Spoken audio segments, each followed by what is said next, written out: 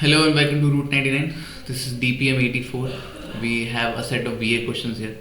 The first two questions I have here are parasymbol questions, where we need to order these four sentences in a way that would yield a coherent paragraph. Let's read the sentences one by one. Although I have lived in other districts from time to time, 50 years on, I find myself back in Pamuk apartments, where my first photographs were taken, where my mother first held me in her arms to show me the world. So the author have migrated across the world. He has traveled many districts, but he has returned back to his birthplace, Pamuk apartment, where his first photograph was taken, where her mother held him in the arms, he showed him to the world. Here we come to the heart of the matter. I have never left Istanbul, never left the houses, streets, and neighborhood of my childhood.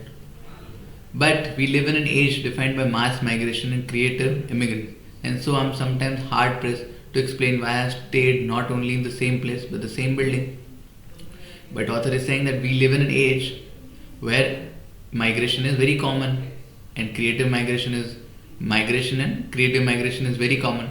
People migrate from one place to another to showcase their talent, to further their careers, but it becomes very hard for author to explain that why he has stayed in the one place and the same building as well for so long. I know this persistence owes something to my imaginary friend and to the solace I took from the bond between us. Okay, this persistence, I guess, is him living in this house. So the discussion starts with two, that author for all his life has lived in the house where he was born. So I'll start with two. And despite all of this, he finds himself back in the apartment. This further describes the argument that he has stayed in his house. And although he has lived in many districts, but he has returned to the house where he belongs to. So one has to follow. And this persistence is living in the same house. So this has to be placed here. But this trend of migration is common, and for author, sometimes it is hard to explain people why he has stayed in the place he has stayed in. Right. So 2, 1, 4, 3. Next question. The water holding capacity in acidified milk like yogurt is mainly determined by the microstructure of the protein network. Okay. If the water binding is not sufficient, it will be expelled on the surface of the product during storage. Okay, so there's a direct connection between 1 and 2, that the water holding capacity in acidified milk is mainly determined by the microstructure of the protein network. If the water binding is not sufficient, it will be expelled on the surface of the product during storage. So 1 and 2 are connected in this way. Tellier et al. Studied milk coagulation syneresis, and Harvakar and Kalab were among the first to develop the method of quantifying the extent of syneresis. The mechanism causing syneresis in fermented dairy product have been studied extensively, and number of different experimental techniques have been applied in order to quantify the extent of syneresis. So this talks about studies being conducted about this extent of syneresis, and this talks about those studies. So 4 and 3 has to be placed this way, and this here starts the discussion about how acidified milk, like milks which contains lactic acid, holds them in a jelly-like structure. So I'll have to place 1 here, and if I'm placing 1 at the beginning, 2 has to follow, then 4 and 3. So my correct order comes out to be 1, 2, 4, 3. Okay, women in medieval society were taught good manners in taking care of their home, their children, pregnancy or marriage. Okay, so they were trained to be treadwives. The perfect example of a wife. However, not a few of them made it to get rid of it and becomes writer, mystics, medics, doctors, sculptors, painters, and powerful queens, and even the crusades and the war soldiers. But there were a few women who rose from all these menial work, and they went on to become powerful queens, soldiers, etc. Despite many of them being silenced, many others left the anonymity behind. So many of the women were silenced, but some women rose from this anonymity. They left this anonymity behind, this Gumnami. Courageous women who never meant to be forgotten will be remembered in this work. Okay, so those were the courageous women who are never meant to be forgotten and will be remembered in the work they have done. It's key to consider that due to the patriarchal system as well as the medieval misogyny, only a few women were able to study and learn to read and write. But of course, despite there are some exceptions to the norm, we cannot deny the fact that the system was very patriarchal and misogyny and the system was patriarchal and misogyny was very prevalent, and only a few women were able to learn to read and write. The one who succeeded belonged to wealthy families and high social standards, or to the church like the abbesses. The Renaissance brought more women's testimonies, signatures, and self-portrait. So there were only a few women who could learn to read, write, who could get out of their houses, and those women were also women from elite classes, right? People who belong to high social standards, the church, right, etc. And with Renaissance, the art movement, it brought more women's testimonies, more examples of women's signature and self-portraits. And the most medieval women were expected to take care of their homes and families. Some were allowed to pursue other interests in addition to the traditional responsibilities. Some were allowed to pursue other interests in addition to their traditional responsibilities.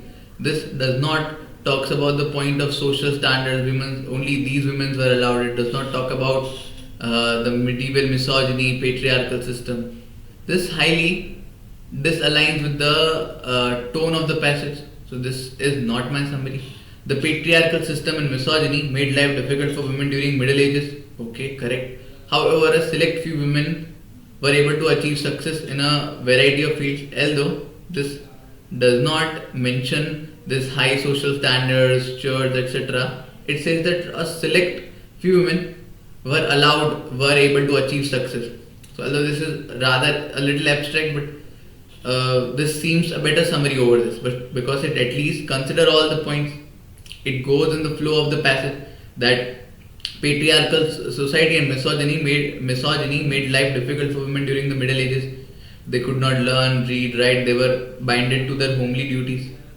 But some women made it outside. So this seems like a good summary. Let's just keep it.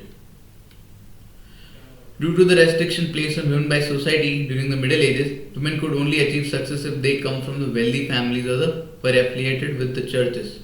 Okay, this also misses the point of patriarchal system as misogyny, and this is also rather what we could say a very specific summary. It talks about the specific only wealthy families or churches. So this is also not my summary.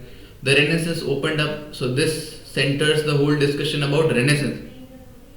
More diverse women were able to express themselves creatively, whether through writing, painting, or other mediums. So this centers the whole discussion around Renaissance, which was a very small point in the passage, right? So this is also not my summary. And after considering all these summary, 2 seems like the most befitting summary. Okay, I need to place this sentence into either one of these 4 blanks.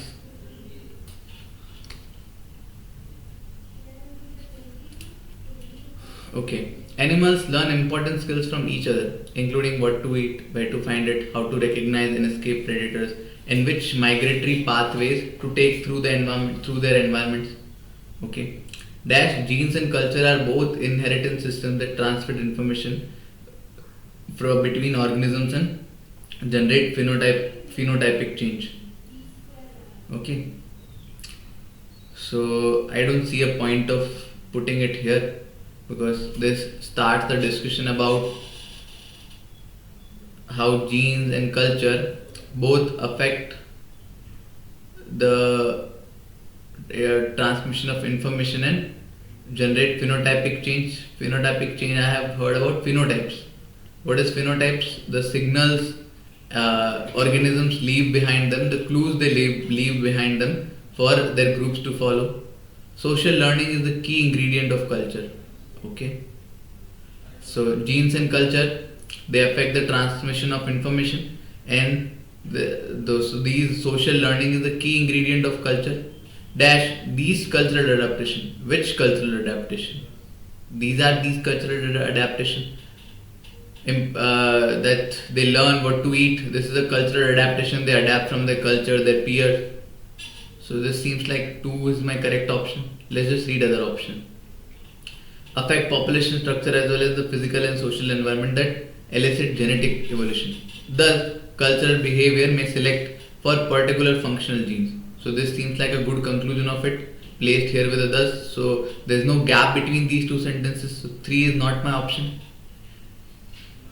Patterns of genetic diversity and spark speciation. Okay, dash when cultural activities यहाँ पे भी place कर देता हूँ, so this would make no sense here, right? So 4th is also not my answer. So after considering all of this, we can deduce that 2 is my correct option. Okay, para summary question. Let's just read the passage and then the summary. One reason for idealizing the beloved is that we tend to evaluate positively that which we desire. So why do you idealize things or people you love? Because you only evaluate their positive sides. आप सब उनके positive traits देखते हो. Our inclination towards something often leads to its positive evaluation. So when we are inclined towards something, we tend to see only the positive points. The idealization of the beloved may also be considered a kind of defense mechanism, enabling us to justify our partly arbitrary choice.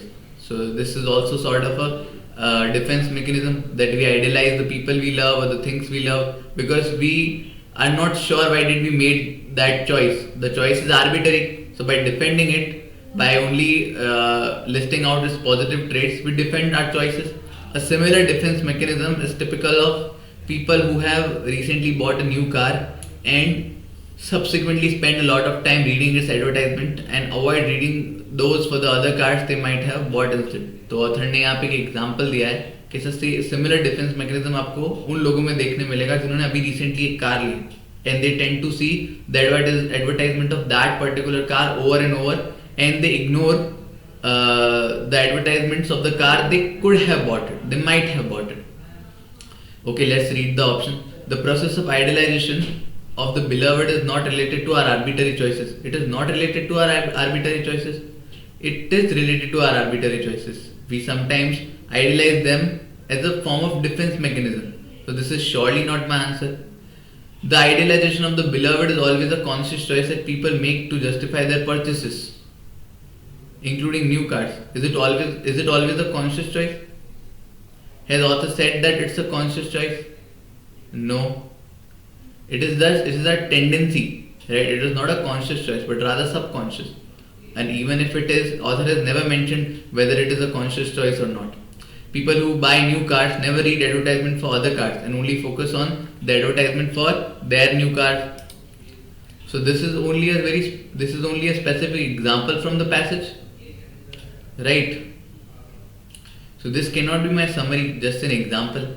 Positive evaluation results from our desire for something. Okay, we evaluate something positively because we desire for something, leading to idealizing the beloved. Okay, which can be considered a defense mechanism. Yes, true. Although ये थोड़ा आगे पीछे है, it shuffles the point a bit, but it contains all the point mentioned in the passage, and it does not distort from the argument made in the passage. And this is my correct summary. So that was the video, guys. I'll see you in the